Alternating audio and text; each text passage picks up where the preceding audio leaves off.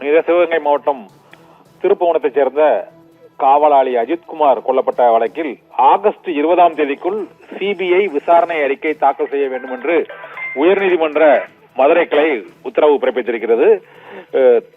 இந்த வழக்கு விசாரணையானது உயர்நீதிமன்ற மதுரை கிளையில் இன்று நடைபெற்று வந்த சூழ்நிலையில் நீதி விசாரணை நடத்திய நீதிபதி ஜான் சுந்தர்லால் சுரேஷ் இன்று நீதி விசாரணை அறிக்கையை உயர்நீதிமன்ற உத்தரவுப்படி இன்று அவர் தாக்கல் செய்தார். இந்த தாக்கல் செய்யப்பட்ட அந்த அறிக்கையில் உள்ள விவரங்களை கவனத்தில் கொள்ள வேண்டும் என்றும் மீதி உள்ள விசாரணையை சிபிஐ விசாரித்து முடிக்கும் என்றும் நீதிபதிகள் MS சுப்பிரமணியன் மற்றும் உள்ளிட்ட பரியா கிளேட் உள்ளிட்ட ஆகியோர் அடங்கிய அமர்வு உத்தரவிட்டது. இதை தொடர்ந்து இந்த வழக்கு விசாரணையில் புகார் அளித்த அஜித்குமார் மீது புகார் அளித்த நிகிதா தொடர்பான வழக்குகளையும் இதில் இணைக்க வேண்டும் என்ற கோரிக்கை விடுக்கப்பட்டது. இது தொடர்பாக 2 வாரத்திற்குள் முடிவெடுத்து அறிவிக்கப்படும் என மதுரை உயர்நீதிமன்ற கிளை உத்தரவிட்டிருக்கிறது.